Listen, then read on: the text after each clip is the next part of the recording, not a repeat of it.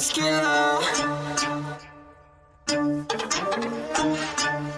Chillax, chillax.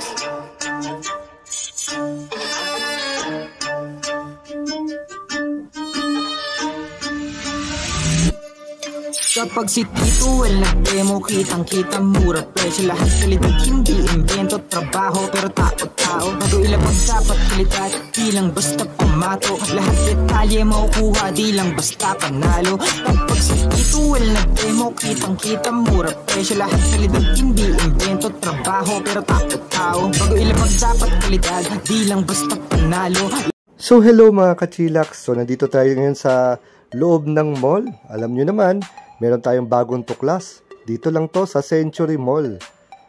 Yan o. Walang iba kundi ang Popcycle.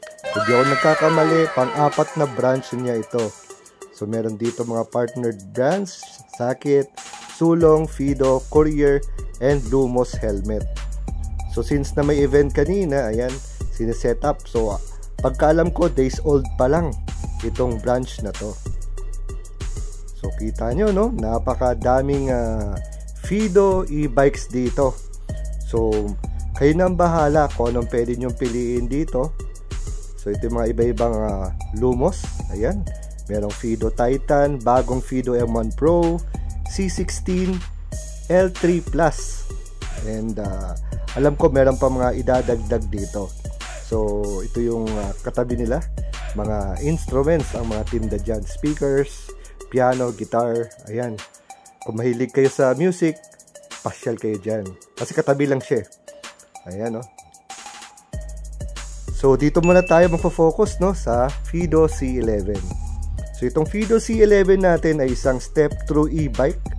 So ito yung kanyang back view, kung saan merong rear rack at napakalaki ng gulong, no, pero manipis lang siya. Isa sa kinagustuhan ko dito sa C16 ay ang pagiging magaan lang niya.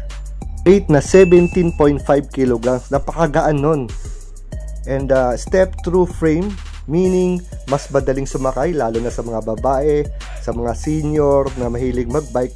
Hindi ka na masyado magpe-flex ng legs mo dahil napakadaling sumakay. And ito ay may maximum range na 90 km sa pedal assist, at pag throttle naman ay 60 km. And may maximum speed na 40 km per hour.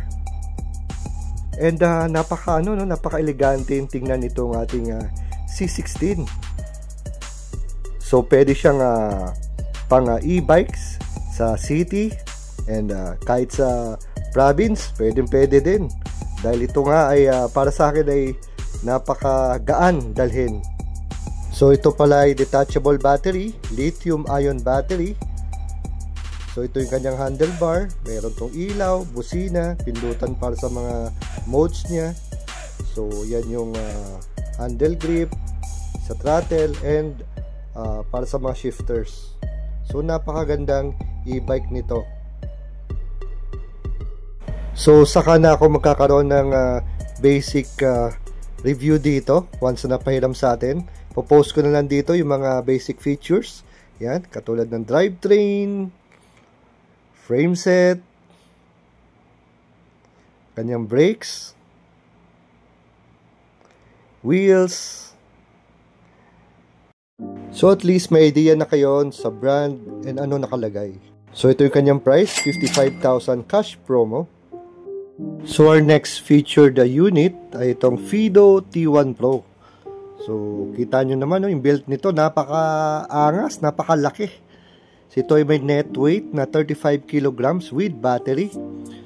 May maximum load of 200 kilograms. Maximum speed of 50 km/h. And may range na umaabot ng 150 kilometers.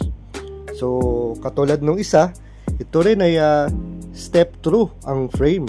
And nakita nyo naman, no, yung kanyang rear rack sa likod ay solid na solid. Ayan, yan ang frame, no. So mas maganda na ang version na to compared dun sa dati. Mas matibay tingnan. Ito ay naka fat tires na rin. And Shimano Tourney ang kanyang RD.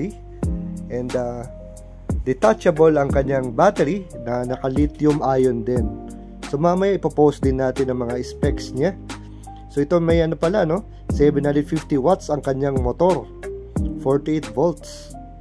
So charging time is 6 to 7 hours. So depende, galing sa pagka-lobat. So 7 speed. So may cogs na Shimano TZ500. And ang maganda dito, ito ay may preno na dual piston hydraulic disc brake with power cut off. So kung gusto nyo talaga ng mga kargahan, so ito ay kasi considered as cargo e-bike. So ito may iba-ibang speed modes, sport, turbo, eco, yan, manual. So ang ganda ng kanyang ano, no, kanyang display. So brand ng kanyang shifters ay Stride. Gisland naman ang kanyang brake lever. So dito sa ating front view, katulad sinabi ko kanina, napakalaking pakinabang na may front basket at syempre napakaliwanag na headlight. So pagdating sa gulong, yan, napakalaki ng gulong, no? And ang maganda dito, napanood ko sa Facebook nila, yung kanilang test unit na may sandalan. Kayang-kaya kahit adult ang sumakay. Nakakatuwa, di ba? Then kanina may nag-test ride nito. 2 kids niya yung kasama niya.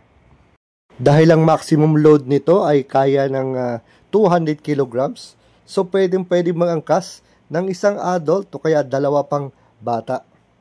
So yung motor niya nasa likod, so front and rear disc brake, and ang kanyang front suspension ay adjustable din. So kita nyo naman, no? Ang laki ng basket. So pwedeng mga binibili nyo, pwede nyong ilagay dyan.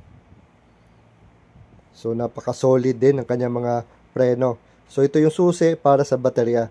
Para kung gusto nyong tanggalin, meron siyang susi. So naka-quick release din ang kanyang seat post. So Velo ang kanyang saddle. Yan. So ang ganda ng na saddle ng Velo, napaka-komportable sa puwet.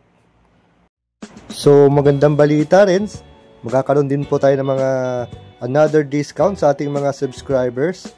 And freebies, hindi lang galing sa Popcycle, kundi pati rin ako, magbibigay rin ako ng aking freebies sa ating mga tapat na subscribers dyan. So sana nagustuhan niyo ating munting content. Till here, this is Well Esquila. Ride safe and God bless.